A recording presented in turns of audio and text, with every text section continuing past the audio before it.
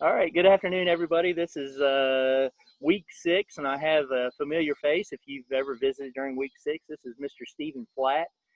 He is a wonderful servant.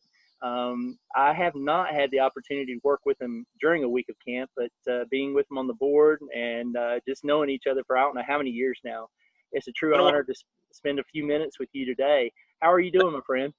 I'm doing good. Hope everybody else is as well. So we are good. We are good. You know, both of us were in that meeting when we had to make that decision to cancel camp for this year. It ripped my heart out. How about you?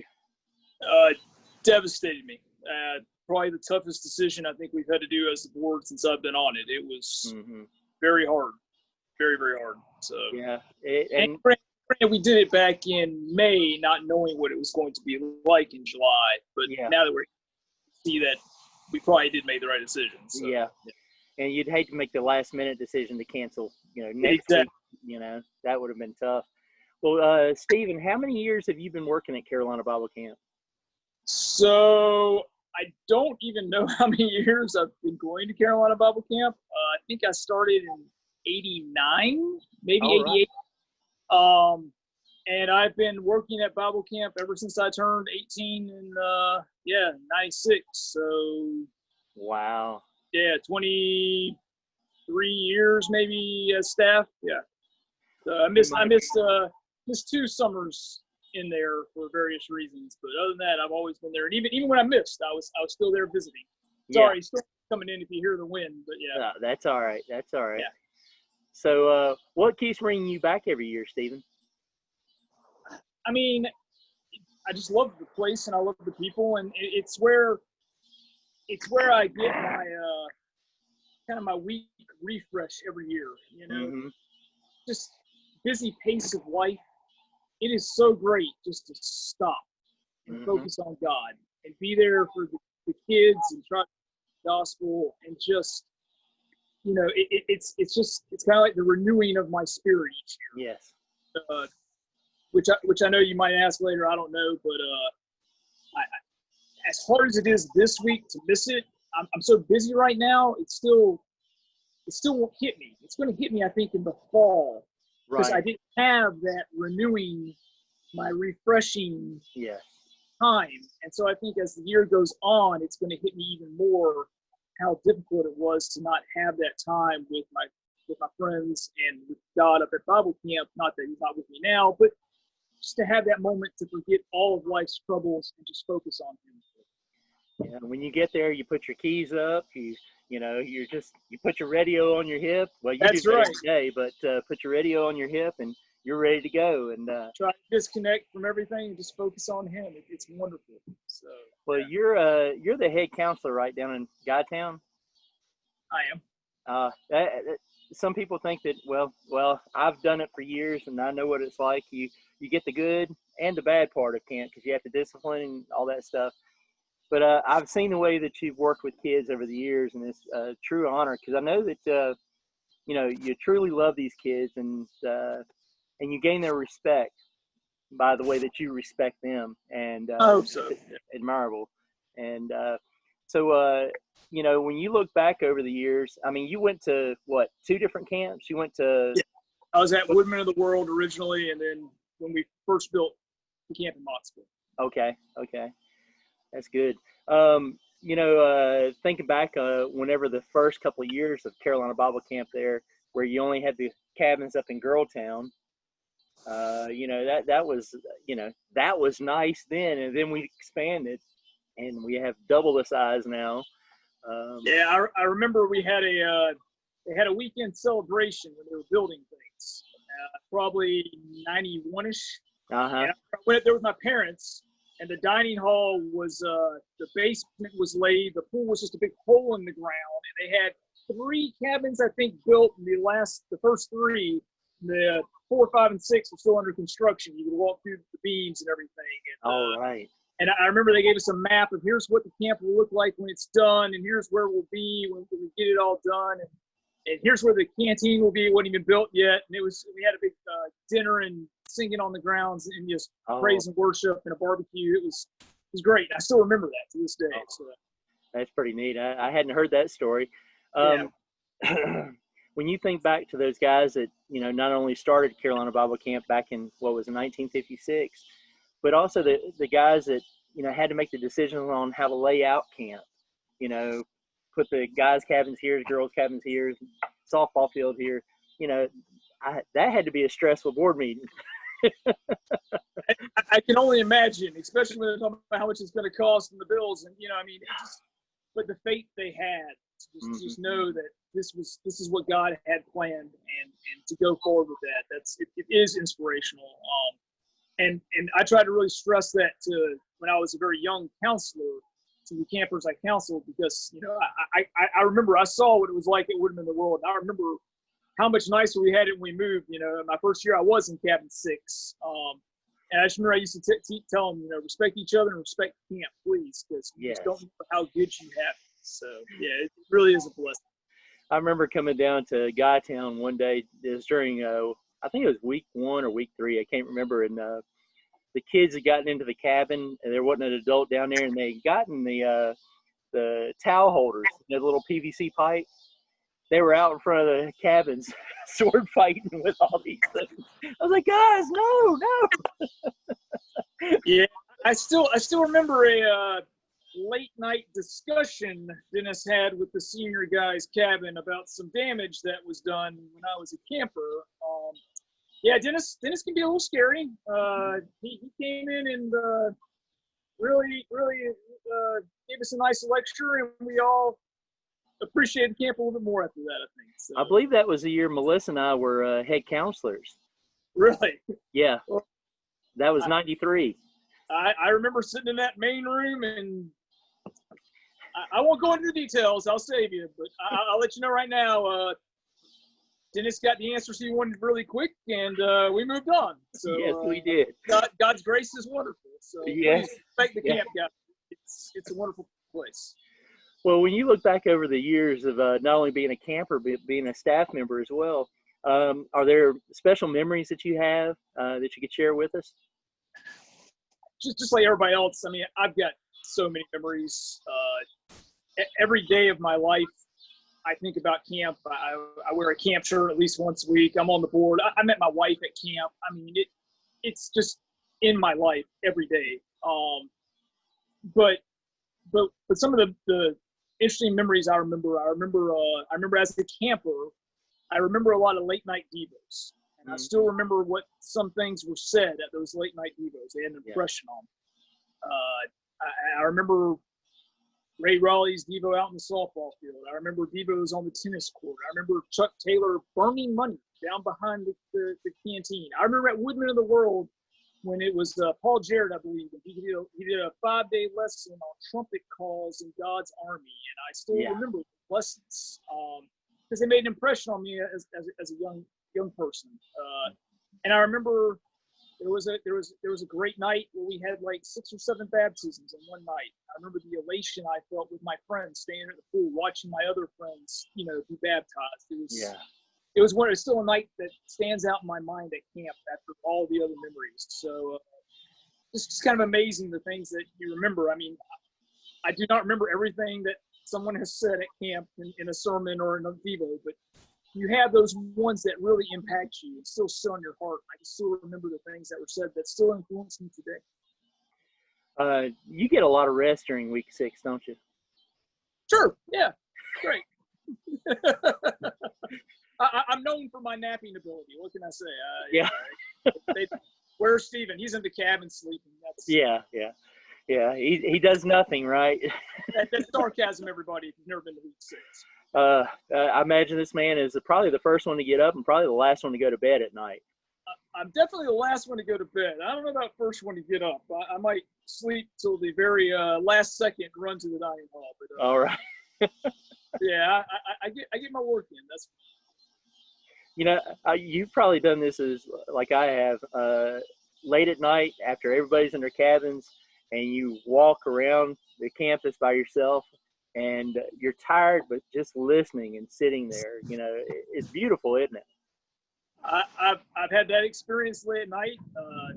as a young counselor on Friday nights, I actually used to stay up the entire night on Friday night to make sure everybody followed the rules, and I would sit out and enjoy nature. I've had a few nice prayer moments on the softball field, just me and God, during camp. The Bluegrass Festival, I usually stay in a camper with my kids, and everybody's gone. I mean, it's just us on camp. It's just empty, but it's still a special place, and So yeah, there's great times of reflection and just great times. Your kids have been going since they're months old, right? They came as babies, but they only stayed to visit. They haven't. This year was the first year they actually experienced a week of camp, so that was kind of special. They're still really young. My wife luckily came back to camp and kind of helped so they could have a chance to experience it. It was a great experience. Yeah. Hopefully they'll be going for a very long time. So you met your wife there, Barbara, right? At camp. What year was that you met her? Was it as staff or as a camper? I mean, we were friends as campers. Later in life, obviously, started dating. But I mean, I've known her since she was probably 12 or 13. Oh, wow. So, yeah, I think I was about 15 when I met her. And we were friends, through high school. And then, we actually went to college together later. And then even after college, we finally, started dating. But yeah, it's great. It's wonderful to have her support because it helps me support camp as well. And I know how important it is to have a spouse that understands your love for camp and all the time and the energy you spend up there. It's nice. I think Melissa started when she was 8 or 9, and when she told me about camp when we first started dating in '91, I was like, okay, it's just a camp, and I went up there to Woodman of the World that summer, and Paul Jarrett was there, and he baptized me there at the World. So. Yeah, small world when you start saying these names and everything, the people that have impacted you over the years. And that kind of leads us into this next question. You've experienced H.R. Butler and, all these wonderful men that have started camp. Is there somebody in your mind that stands out that left an impression on you that's kind of like one of those lifelong impressions that Well, I mean, obviously, some of the big ones stand out. Dennis, I've been there. He's been there ever since I've been there, and he's obviously had a huge impact on my life. Jack Harris, Jack through camp and just the discussions we've had and stuff. But some of the things that I think have been most special to me is growing up, the counselors I had, and now I remember when I became staff. Suddenly now I'm staff with them, and then to become even more friends with people like Ray Raleigh, Tyrone Taylor, and Todd Harris, and the guys who were a few years older than me, but they were staff when I was growing up, and now here we are as staff together. And it continues because all the guys who I've counseled over the years, several of them have come back as staff, and it's great to see them now as staff. Like Doug Williams and stuff, and to see how they've grown up and just be together and still have the friendships and the bonds. I won't give you all the details, but I still remember 18, 19-year-old first time staff, and I'm staying in the staff cabin, and I'm sitting in a room with Dennis and Jeffrey and Larry Epley and a couple other ones. And I'm like, I wonder what they talk about at night here in the staff cabin. I'm in the presence of great men I've always looked up to. And now I'm in the room with them, and we're just sitting there talking and just hearing about each other's lives. It's just a great experience, So things you'll never forget, right?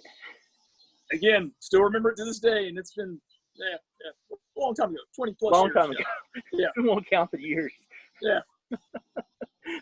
Well, when there's been great events that we've all been part of, and at Carolina Bible Camp, and the thing I've learned over this 5.5, we're going in week 6 with you guys right now, is that every week, we always think the weeks that we work is the greatest week, the best week, and which they are great and best, but there's so many people each week of camp that put in just the same amount of energy that you or I do, and their love for camp, and to hear them talk about camp is just a blessing.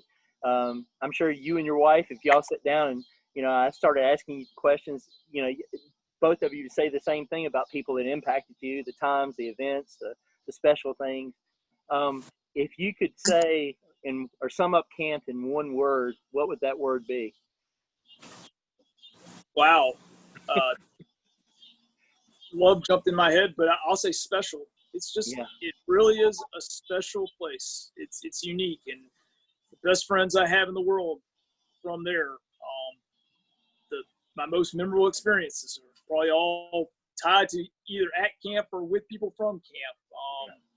You know, and it's just taught me so much and had such a great impression on my life. The people you meet and the interesting things they show you and teach you and just help you become a better Christian, a better person, and hopefully, you know, glorify God together. And it's just a great, special place. So. Well, if you have the opportunity now to say something to the staff there at week 6 and to the campers that you know, what would you say to them to encourage them until next year? We miss you. We love you guys. You know, camp is a great place. It's a nice facility. It doesn't mean anything without the people and Christ among us. You know, it's when we all come together and treat each other like we really should treat people. And just take a moment out of our busy lives to, you know, to share that little heaven on earth that we always talk about. It's just an incredible place. There was a tradition when I was a kid. The end of the week, every week, we'd always stand in a circle and sing "Blessed Be the Ties That Bind."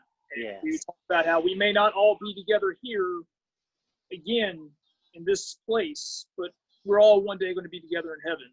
And you know, I look back now, and it's true. It's just special times, and you know, one day we will all be together, and we'll all sit around and reminisce about the craziness of camp and the fun we had, how it brought us closer to God, and even introduced a lot of us to God, Christ, and changed our lives. Yeah. And put us on the path that we're on, and I can't wait. You know, I'd be remiss if I didn't talk about Chester here in this. Oh yeah, definitely. Somebody who, I mean, without camp, I never would have met him, you know, and to talk about a special person and a special heart and someone who taught me a bunch. And I have lots of Chester memories and stories. And he actually, he came to Nashville and hung out with me and John Epley in our dorm room at Lipscomb.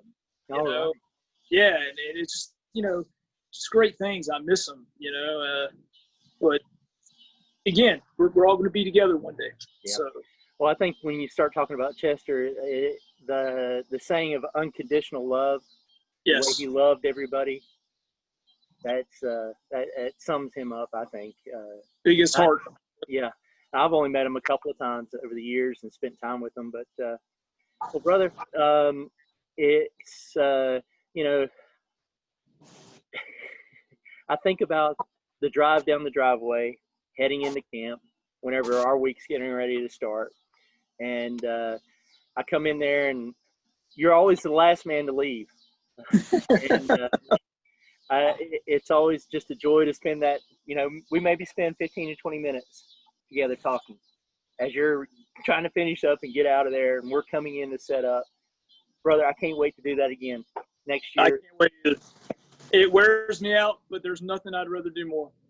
Can't wait to be back there. Well, it's been a true blessing with this 49 days of CBC that we've been really promoting on social media and everything, and the support with the folks who haven't been to camp in years, sending me private messages saying, thank you, thank you, thank you. I've missed this person. I missed that person. I'm going to get back involved with camp. Well, there's ways that you can do that. You know, we need your financial support right now. And if you can help us out by sharing this video with your friends from week 6, and it's just going to be a great day when we get to come back together. I'd love for us to have a singing like in the fall if we're able to come together or something. You know, that would be great, wouldn't it? That'd be awesome. Not with my singing voice, but I love hearing everybody else sing. But yes, I'm with you there, brother. It's incredible. I get to sit in the back and listen all day long. So, yeah. It's nothing like sitting back, you know, like if you're away from the shelter or when they're down there at the amphitheater and you're having to do something and you walk up and you hear that scene coming up from the amphitheater at night. Yeah. It just, oh. Yeah. It's amazing. And it's amazing that even though you're an awful singer, you put us all together but all our voices together are just so beautiful as we praise our God. You know, that's just incredible. So. Amen to that, brother. Well, man, I love you, man. I appreciate you so much. Take care of yourself. Tell your wife I said hello, and we look forward to the next day we can meet at camp. I know. You do the same, and everybody else out there, we'll all be together again. Amen. We have Christ in our lives, and that's what sustains us even through tough times. So hopefully I'll see you all very, very soon. Take care. Take care of you.